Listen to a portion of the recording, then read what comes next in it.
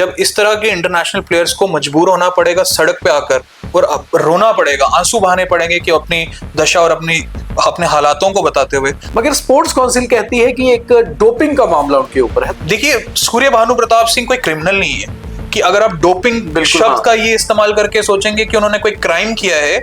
Doping किसी भी तरह की मेडिकेशन से पॉजिटिव आ सकता है। अगर वो ऐसा होता, अभी रिसेंटली उमर अब्दुल्ला साहब ने और एलजी मनोज सिन्हा साहब ने दोनों ने सूर्य भानु प्रताप सिंह के साथ फोटोग्राफ खिंचाई, तो ऐसे व्यक्ति को तो वहां पे एंटरटेन ही नहीं किया जाता। तो सवाल यही खड़ा होता है उस व्यक्ति का, सिर्फ जायज सवाल ये है कि आप उन 4 साल के अलावा मुझे कंसीडर तो करें। इसमें कहीं ना कहीं बैकडोर अपॉइंटमेंट्स की बू जरूर आती है, एक स्कैम की बू जरूर आती है। तो जब इतने रूल्स रिलैक्स किसी और व्यक्तियों के लिए किए जा सकते हैं, तो सूर्य भानु प्रताप सिंह का और राकेश आर्चर का क्या दोष है कि उनको इसमें कंसीडर नहीं किया जा सकता है। 5 अगस्त 2019 को धारा 370 हटी, तो एक विश्वास लोगों में, जो राष्ट्रभक्त लोग यहाँ जम्मू कश्मीर लगा कि वहां पे अब जस्टिस मिलेगा, डिस्क्रिमिनेशन खत्म होगा। मगर वही डिस्क्रिमिनेशन आज भी आ रहा है और पहले से ज्यादा होने लगा। कि अगर कश्मीर में कुछ ऐसे प्लेयर्स हैं जिनको घर बैठकर सरकार नौकरियां देती है, तो जम्मू में भी तो हमारे पास ऐसे प्लेयर्स हैं। परवेज रसूल साहब को हम उनके अगेंस्ट नहीं है, हम अगर वो उन्होंने इंडियन एक अच्छे क्रिकेटर हैं, सब है, आपने उनको नौकरी दी, बहुत अच्छा किया। लेकिन आपकी आंखें बंद क्यों हो जाती हैं जब जम्मू में भी कोई अर्जुन अवार्डी बैठा हुआ है, जिसमें मुझे लगता है कि एलजी प्रशासन को आज इस समय में इंटरवीन करना चाहिए, उमर अब्दुल्ला सरकार को इंटरवीन करना चाहिए। जम्मू कश्मीर में खेलों को लेकर इन दिनों बहुत गहमा गहमी है। कुछ ऐसा नहीं है कि कोई नए टूर्नामेंट हो रहे हैं, नई सीरीज हो रही हैं, बल्कि खिलाड़ियों के साथ इनजस्टिस के जो मामले उठे हैं उसको लेकर कई सारे खिलाड़ियों ने कोर्ट का रुख किया है। वहीं स्पोर्ट्स काउंसिल जो जेएंडके की है, उन्होंने ये भी कहा है कि बहुत सारे खिलाड़ी खामखा में प्रदर्शन कर रहे हैं, अनशन कर रहे हैं, मगर कुछ खिलाड़ी साफ तौर पे अपने हक के लिए ये लड़ाई लड़ रहे हैं और उनके साथ जम्मू के कई सारे संगठन भी आगे आ गए हैं। मगर इनके कुछ लीगल एस्पेक्ट्स भी हैं, उनकी बात करना भी जरूरी है। स्पोर्ट्स काउंसिल ने पिछले दिनों एक इंटरनेशनल वुशु प्लेयर जो जम्मू के हैं, सूर्य भानु प्रताप सिंह, जिन्होंने कहा था कि वो अब जम्मू कश्मीर को रिप्रेजेंट ही नहीं करेंगे, उसको लेकर एक रिटन स्टेटमेंट इशू किया और उसमें कहा गया क्योंकि वो डोपिंग में लिप्त पाए गए थे, हालांकि अभी प्रूव नहीं हुआ है, कोई मामला कोर्ट में था, इसलिए उन्हें इस सरकारी नौकरी से आउटस्टैंडिंग प्लेयर्स की लिस्ट से बाहर रखा गया है। मगर इनके लीगल एस्पेक्ट जानने बहुत जरूरी हैं और इसी के लिए हमारे साथ हैं आज एडवोकेट वंशज शर्मा, जो इस मामले को बहुत करीबी से जानते हैं और इनसे जानेंगे हम कि लीगली ये सारी चीजें हैं क्या। वंशज, बहुत स्वागत है। आप इस मामले से बहुत करीबी से जुड़े हुए हैं। आउटस्टैंडिंग प्लेयर्स की जो लिस्ट आई हुई है, इनके लीगल एस्पेक्ट्स क्या है। फिलहाल अगर हम सूर्य भानु प्रताप सिंह की बात करें, इंटरनेशनल प्लेयर हैं, हमारे जम्मू कश्मीर का प्राउड हैं, कई मेडल हमारे लिए जीत चुके हैं। आज वो ये यहाँ तक कह रहे हैं कि वो जेएंडके को रिप्रेजेंट नहीं करेंगे क्योंकि उनके साथ नाइंसाफी हुई है, इनजस्टिस हुआ है। मगर स्पोर्ट्स काउंसिल कहती है कि एक डोपिंग का मामला उनके ऊपर है। तो ये सारा मामला है क्या, इसके लीगल एस्पेक्ट क्या है? देखिए, धन्यवाद दीपक जी। देखिए दीपक जी, जैसे कि आपने कहा कि मुझे लगता है पूरे जम्मू कश्मीर ने वो वीडियो क्लिप्स देखी जो पीछे सोशल मीडिया और मीडिया के माध्यम से सर्कुलेट हुई, जिसमें हमने देखा कि एक इंटरनेशनल मेडलिस्ट, जिसको मुझे लगता है कि इंट्रोडक्शन की जरूरत नहीं है, सूर्य भानु प्रताप सिंह, वो सड़कों पे आके अपने परिवार के साथ रो रहे थे, लिटरली रो रहे थे सड़कों पे। और उनके साथ व्हील चेयर पे बैठे हुए पैरालंपिक प्लेयर राकेश जी, हमारे रियासत राकेश कुमार जी, जो अर्जुन अवार्डी है, जो अर्जुन अवार्ड सबसे प्रेस्टिजियस अवार्ड माना जाता है पूरे हिंदुस्तान का स्पोर्ट्स की कैटेगरी में, वो है।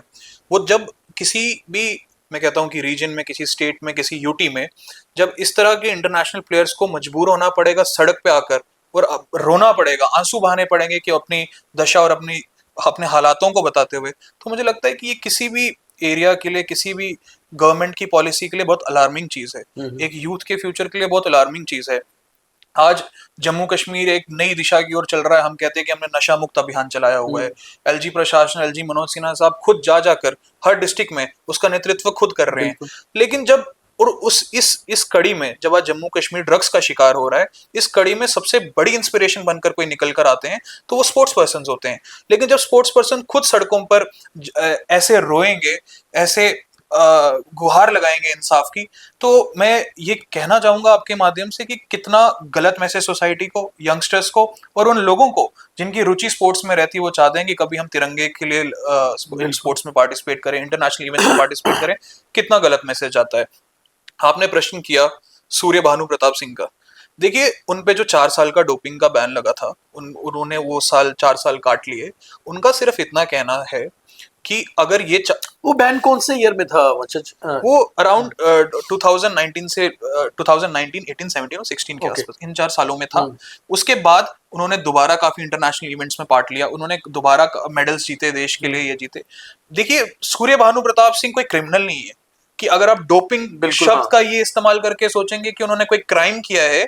डोपिंग किसी भी तरह की मेडिकेशन से पॉजिटिव आ सकता है।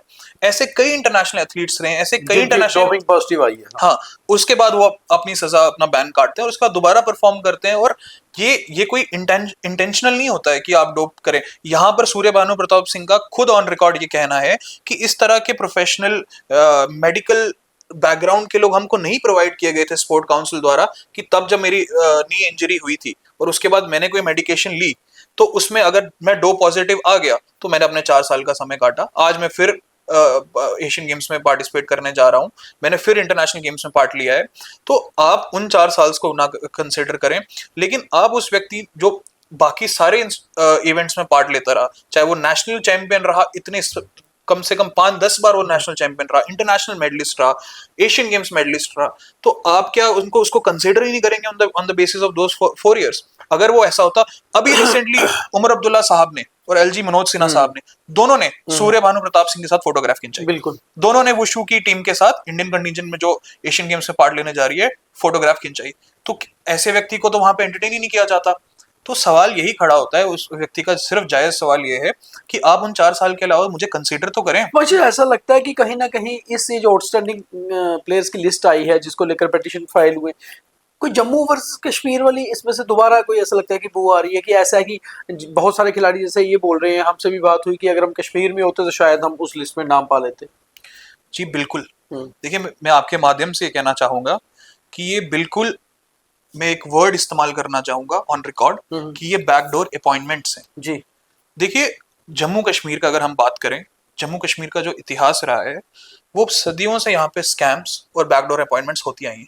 आप किसी भी इंस्टीट्यूशन की बात करें, आप किसी भी डिपार्टमेंट की बात करें, ये जो 223 प्लेयर्स सिलेक्ट हुए हैं, इसमें कहीं ना कहीं बैकडोर अपॉइंटमेंट्स की बू जरूर आती है, ये एक स्कैम की बू जरूर आती है। वो क्यों आती है कि पेंचिंग स्लॉट जैसी गेम, जिसका गेम हर वो व्यक्ति जो मीडिया से जुड़ा हुआ व्यक्ति, दीपक जी आपने सबसे पहली बार जब स्टोरी की थी, पता ही नहीं है कि गेम क्या है। हर व्यक्ति ने जब लिस्ट पे नाम पढ़ा, उन्होंने सोचा कि 5 में से 4 गस्टेड ऑफिसर पंचिंग स्लॉट के प्लेयर लगा दिए जाते हैं, और उन 4 के कहीं ना कहीं रिलेशंस स्पोर्ट्स काउंसिल के ऑफिसर्स के साथ, ब्यूरोक्रेटिक सेटअप में बैठे हुए कमिश्नर सेक्रेटरीज के साथ बिल्कुल रिलेशंस निकलते हैं। तो जब आप इन तारों को कनेक्ट करते हैं तो आपको स्पष्ट रूप से नजर आता है कि ये इसमें कुछ ना कुछ, कोई ना कोई बैकडोर अपॉइंटमेंट जरूर हुई है। और मैं आपके माध्यम से एक और बात कहना चाहता हूं कि कोई भी जिस फाइनल सिलेक्शन लिस्ट को पढ़े, मैं आज आपके माध्यम से एक और बात मीडिया के सामने ऑन रिकॉर्ड कहता हूं, कोई भी इस फाइनल सिलेक्शन लिस्ट को पढ़े, उसमें 2 टॉपर्स हैं। फर्स्ट चैन सिंह, जो कि एक बहुत ही डिजर्व करता है भी, हाँ उन्हें एक बहुत प्रसिद्ध नाम, ओलंपियन, उनके 89 मार्क्स हैं नंबर 1 पे, और उनको वो 89 मार्क्स स्कोर करने में लगभग समय लग गए 8 से 10 साल। उसमें एक पूरी टैली है उनकी मेंशन्ड है कि 2014 में वो यहाँ गए, 2015 में वो यहाँ गए, 16 में यहाँ गए, 17 में यहाँ गए, 18 में गए, 19 में गए। ये लिस्ट पब्लिक में है, मैं कोई ऐसे आंकड़ों की बात नहीं कर रहा हूँ जो आंकड़े में कहीं से पढ़कर बोल रहा हूँ। और नंबर 2 पे एक और व्यक्ति है, शेख नजमुस, ठीक है, जो नंबर 2 पे है, उसके मार्क्स 82 मार्क्स हैं। 82 और 89 में ज्यादा अंतर नहीं है, बिल्कुल। अगर वो लिस्ट में नंबर 2 पे आ रहा है तो 82 और 89 में ज्यादा अंतर नहीं, लेकिन उसने वो 82 मार्क्स सिर्फ 1 साल के अंदर लिए। वो कैसे हो गया? जिसने एक पूरी एक अपनी पूरी एक कड़ी निकाल दी, हाँ, मेहनत करने में, और एक आदमी 1 साल में उतने मार्क्स ले रहा है। 2022 में सारे इवेंट्स पार्टिसिपेट करने के, आपने एक ही साल 2022 में, अगर मैं तो कहता हूं कि अगर ये व्यक्ति 4-5 साल का अपना रिकॉर्ड दे देता तो इतना बड़ा रिकॉर्ड तो मुझे लगता है कि हिंदुस्तान के इतिहास में सचिन तेंदुलकर का भी नहीं है, कि अगर आप 1 साल में इतना कुछ कर रहे हो, 1 साल में, और 1 साल का एक इवेंट सिर्फ आप पिछला गिनाते हो, वो भी जब गेम रिकॉग्नाइज नहीं थी। तो जब इतने रूल्स रिलैक्स किसी और व्यक्तियों के लिए किया जा सकते हैं, तो सूर्य भानु प्रताप सिंह का और राकेश आर्चर का क्या दोष है कि उनको इसमें कंसीडर नहीं किया जा सकता है? क्या दोष है? ये कहते हैं कि हमने रूल्स रिलैक्स ऐसे किए कि ये गेम गस्टेड में जो प्लेयर्स आए पेंचिंग स्लॉट में, ये रिकॉग्नाइज हुई 2021 में, बिल्कुल। हम उससे पहले का रिकॉग्निशन कोई मिनिस्ट्री ऑफ यूथ अफेयर्स का कंसिडर करते हैं, उस रिकॉग्निशन के अंडर 65 गेम्स रिकॉग्नाइज्ड हैं। अगर आप उसी को कंसिडर करते थे तो आपने क्यों एक नई नोटिफिकेशन निकाल के इन 4 को उन एसआरओ के अंडर लाया? ये सवाल खड़ा होता है। उसके अंडर उन क्या आने वाले टाइम में जो गेम्स इन 44 गेम्स में नहीं है उसमें कोई भी पार्टिसिपेट करे तो ये लिस्ट जब दोबारा निकलेगी तो मतलब वो एलिजिबल हो जाएगा। तो ये एक बहुत बड़ा बैकडोर अपॉइंटमेंट कुछ लोगों की फैसिलिटेट करने के लिए इन्होंने एक ये पूरा खेल रचा, जिसमें मुझे लगता है कि एलजी प्रशासन को आज इस समय में इंटरवीन करना चाहिए, उमर अब्दुल्ला सरकार को इंटरवीन करना चाहिए।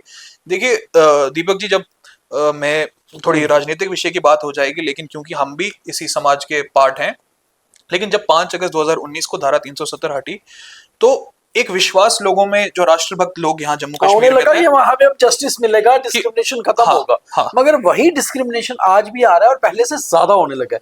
अब अच्छा, इसमें मेरा यही सवाल था, आपने जिक्र भी किया कि जैसे एक तरफ हम ये देख रहे हैं कि हमने 100 दिन चैलेंज नशा मुक्त जम्मू कश्मीर ड्रग्स के अगेंस्ट, और जहां जहां लेफ्टिनेंट गवर्नर साहब गए या ब्यूरोक्रेट्स गए या बाकी अधिकारी गए, उन्होंने एक ही बात कही कि नशे छोड़िए, खेलों की तरफ आइए।